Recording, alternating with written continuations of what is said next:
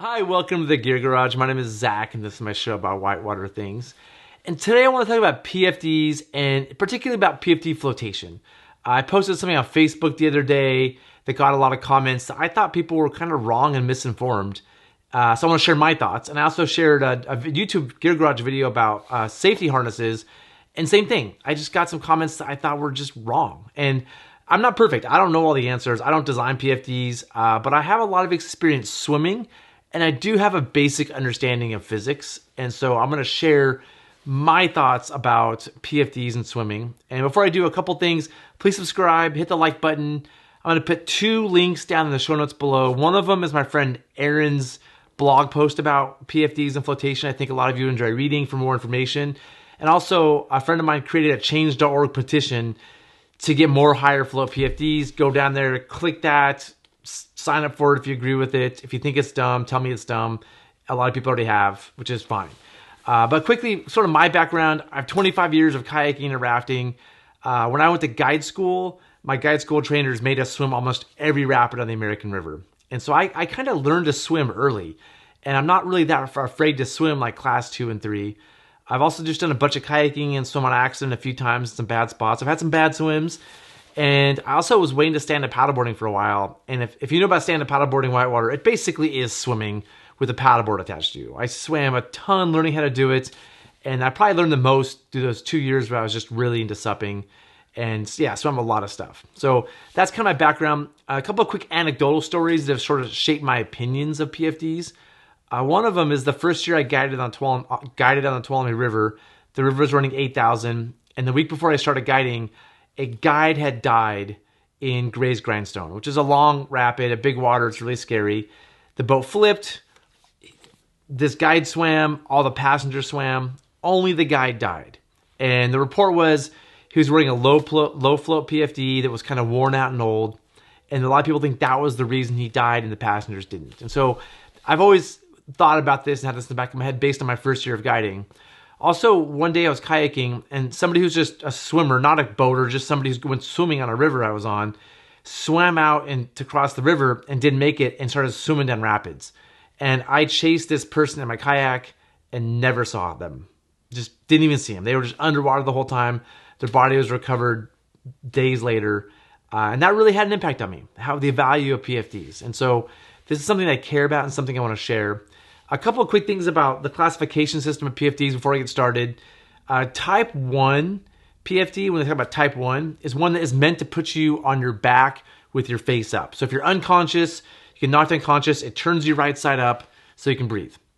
Right? Type 3 PFDs, which most of us are wearing, this is a type 5, I'll get that in a second. Most of them are type 3 for rafters and kayakers, are not intended to move you on your back face up. They're intended so you can aggressively self-rescue. So you can be face down, aggressively swimming. They're not trying to turn you back over.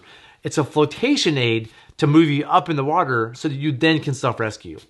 Type 5 doesn't mean rescue vest. Type 5 is just like special use vest. So it has a number of applications.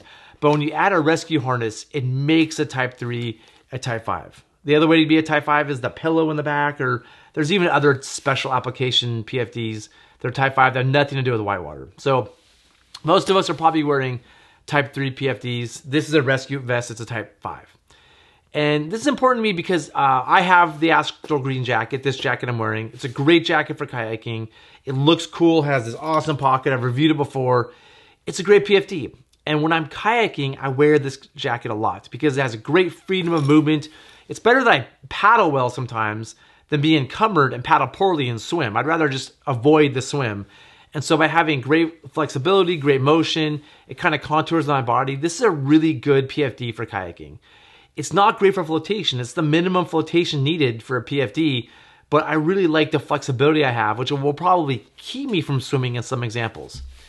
When I'm rafting though, the flexibility and the minimal design doesn't really help me raft that much. And so I want more flotation. And I'm kind of explain why. I think a lot of people have this green jacket, but for rafting, they should rethink it. And when it has like 15 pounds or whatever, 15 and a half or 16 pounds, whatever the minimum flotation is, that's really great if you're a class 5 kayaker and you're 150 pounds and you don't need that much flotation. But when you're A bigger person like me, I'm 220 pounds, 16 pounds isn't quite that much. And here's why. So if you're just in the water, people say you're neutrally buoyant. I've heard that term. I'm not even sure that's a real term. But a person is about the same buoyancy as water. I'm not sure if that's even, I don't think water has buoyancy. But anyway, if you're in the water as a person, you're going to kind of just float there. You're generally going to make your way to the surface. Some people are maybe 5% more buoyant. Maybe some people are 5% less. They say if you have a lot of fat, you're going to be more buoyant. And I can tell you, I have a lot of fat and I'm not that buoyant. I'm pretty dense. And so I don't really float that well in a pool. But if you're in a pool, you can just swim to the surface, right? It's not a big deal. You can take a deep breath, which gives you buoyancy. The oxygen in your lungs gives you buoyancy. And so you can get to the surface if you need to in a pool. In whitewater, there's underwater currents. You can't see. Sometimes you don't know which way is up or down. If you're in whitewater without a PFD, you may never reach the surface. That's just a reality. And so a PFD is sort of mandatory when you're on whitewater rivers. If you fall out even in the most, simple of currents, you may not be able to reach the surface again. It's something to really think of and be aware of. And it definitely is something that affects me after seeing that kayaker or that swimmer when I was kayaking, that swimmer go, and I never saw them. Now, when you're in the water and you have a PFD on, the big difference is that PFD provides buoyancy and puts a force up on your body. So it applies some force up towards the surface. It's a buoyancy aid. It's not a lifesaver. It's just a buoyancy aid. It moves you up. And being moved up is good. Again, because you may not know which way is up when you're underwater. You don't really feel the effects of gravity the same. And so you need something that just takes you to the surface. And Newton's second law of motion is F equals M times A. So the force is the mass times the acceleration. And if you know some math and whatever, the acceleration is the force divided by the mass. That's another way to think about this. And so when you're in the water, you should want to accelerate up quickly. That should be a goal of yours, right? To accelerate up. Well, if you have a low flow PFD, then that's less force, which means less acceleration given a mass. And if your mass is large, that acceleration is less. Here's another way to think about it. Given the force, you just divide it by the mass, and that's your acceleration. I'm just kind of getting in the weeds here with math. I probably shouldn't. But the bottom line is, if you're a big person and you have a low flow PFD, you're going to accelerate up to the top slower. And I can tell you, as a big person who goes deep sometimes, sometimes it's a while, and it's kind of scary. And so when I'm boating big rivers, I want more force.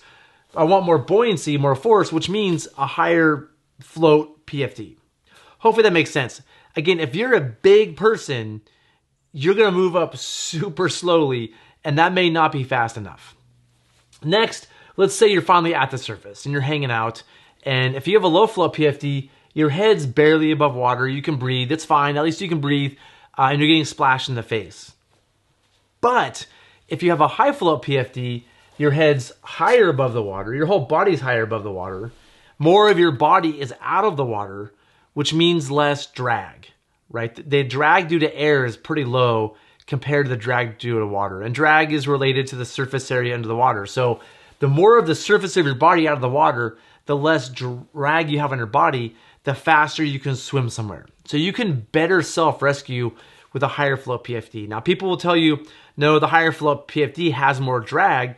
It does in the water, but if it lifts more of your body out of the water, that's going to have a better effect. And so I'm going to make the claim that a higher flow PFD will actually decrease the drag on your body because more of your body's out of the water. Plus, when you're swimming, you can see better. If you're up to here, you can see what's going on. But if you're up to here, you have a better view of what's coming ahead, and you can make better decisions for swimming. So having a higher float PFD is really helpful for getting more of your body out of the water and having less drag. The last thing I want to talk about, and this is what I hear a lot from people that wear low flow PFDs, is if you swim in a hydraulic, let's say, I'm going to call this a pour-over hole. The water goes over a rock, and it's a pour-over hole, and it's sticky. It likes to keep things in it. And a lot of people will say, and I don't know if this is true or not. I'm not saying this is true or false. I've never seen any actual proof of this being true or false or any scientific paper. But if you swim over this and you're getting re-stroked in a hole, if you have a high flow PFD, you'll have a higher chance of being re-stroked in the hole, where if you have a low flow PFD, you have a better chance of going down deep and popping up downstream. And so people that are around a lot of these sticky pour-over holes will want to have a lower float PFD, and they'll claim that it's safer because they won't get worked in the hole and beat up. And I don't think this is a major problem in boating. I've seen people get restroked in holes a number of times. It doesn't happen super often, and when it happens, it's awful. It's not fun. But I'm not sure that the difference between a few pounds of flotation is really going to make a difference when you can restroke and go unload. Now, maybe it will. I'm sure it makes some difference, but there's never been actual, as far as I know, any actual real proof that that's a thing. I personally think that it's this example that happens rarely is how people justify wearing a lower float PFD. They go, no, it's safer for when I get restroked in a hole. If you're on rivers where there's not many pour-over holes, that's not really a factor. If you're kayaking and there's pour-over holes everywhere and it's super gnarly class 5, maybe that's a factor. Maybe that's a decision you make. But for most of us, this isn't as big of a danger as this, as not getting your head up, not being able to swim, or slowly getting into the water. Swimming happens way more than dropping into pour-over holes. So anyway, that's just an opinion. So just to kind of finish up, not to finish up, because I have a lot more to talk about, but to wrap this up, is no PFD is really bad. You may not ever see the surface again. You want flotation so you move faster up. The more flotation you have, the higher you move towards the surface. And getting towards the surface with some speed is kind of important. And finally, getting your head above water, more of your body above water, will help you self-rescue. So let's talk about self-rescue now. And I think there's two examples of why you might want to low float, or there's one example of why you might want to low float, and one example of why you might want to high float. Sorry, I'm stumbling over my words now, but I promise I will come up with coherent sentences. So if you're swimming, you come out of your boat and you're aggressively self-rescuing, which means you're swimming back to your raft and pulling yourself in the raft, grabbing a handle or a line around it, pulling yourself, getting yourself in, that's aggressive self-rescue. If you're swimming to shore and rescuing yourself, getting to shore or a rock, that's aggressive self-rescue. In that case, having a really nice, clean front that you can use to pull yourself up on a rock, pull yourself up on a boat is actually really important to why I might want less flotation, because I can aggressively self-rescue. And also I can maybe swim, although we've made the point you have less drag with higher flotation, but maybe I want the agility of the lower float for some reason, and I'm a better swimmer with this low float PFD on.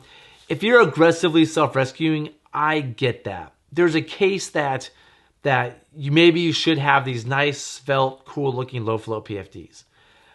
But if you're not aggressively self-rescuing, you're just holding onto the boat, waiting for somebody to help you, or just getting your feet up and waiting for a rescue, or just kind of bobbing in the river, waiting for somebody else to come and get you, my point is you should not be wearing these because you need help.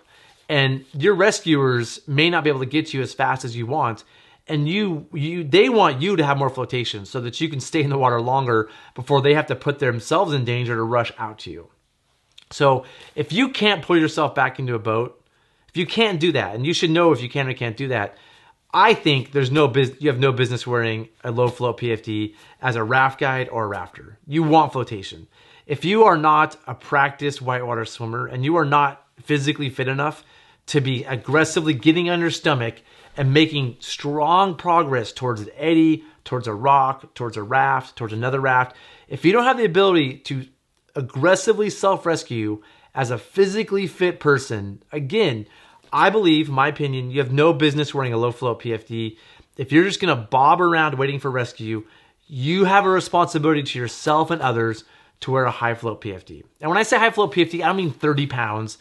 I mean, let's go for more than 16. Let's go for 20, 22, 24. And I know there aren't a lot of options out there. I know they're slim. They're not out there, but that's why there's a change.org petition down there. You can click it and say, I want higher float PFDs. And some I hear are coming out in the future. NRS makes one. I think it's the NRS Guide Vest. That one's a really good one. Doesn't have the best pockets or colors, but it will float you, and that's probably more important than pockets and colors. But again, if you can aggressively self-rescue and pull yourself in a boat, cool, wear this thing. If you don't know that you can do that, or you're not practiced swimming in whitewater, or you're not physically fit, I'm going to claim you should not be wearing this PFD or one like it, and you should be getting something in the higher float category. Not a high float, not 30 pounds necessarily, although 30 pounds might be great. I'm just saying higher than the minimum standard. This is the minimum standard. This is designed for a buffed out, young, 150 pound class 5 kayaker. It is not designed for dad bod in their 50s who hasn't swam at the pool in 10 years, right? This is not designed for that person, right? This is not designed for me. I'm 220 pounds. This barely gets me above the water, and it does it really slowly. So again, if you're, just to sum that one up, if you're aggressively self-rescuing, you know it, cool, do what you want. But if you're not, wear something with more flotation. So that's kind of the information I want to share with all of you. I know it probably feels like a rant, and I'm passionate about this, but it's because I am. Like, this is something I have discussions about a lot, and I just want to share my thoughts on these things. And it's super important that we're wearing appropriate PFDs. And so, again, I just want to reiterate here at the end, I don't design PFDs. I'm not an expert on PFDs. A PFD manufacturer could probably speak this way better than I can. Hopefully they will someday. I'll try to get them on the show at some point to talk about some of the ins and outs of PFD design. But I'm going to tell you from my experience that having flotation is a really good thing. And as a big person, I'm going to say having flotation is a really good thing. And if you have other stories, other anecdotal examples, or you disagree with me, awesome. Put them in the comments below. This is how I learn. I'm sharing with you the stuff I've learned from experience and discussions and what I know. And I get better through the comments. Now, if they're kind of rude comments, calling me an idiot, I'm going to fire back just because I'm a person and that's what I do.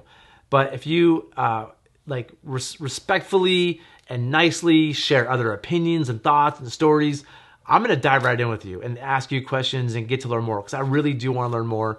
And the great thing about this show is I learn a lot from these discussions in the comments. So please comment down there. Don't forget, my friend Aaron's article is down there too. It's a blog post. There's a link to it. It's really good if you want more information. And that change.org petition, click on that. If you think rafters deserve better PFDs like I do, click that and sign up, and maybe the PFD manufacturers will see that there's a need for that PFD. So that's all for this episode. As always, like I said, like, subscribe, do all the things. I appreciate it. And yeah, that's it for this episode. See you next time. Thanks.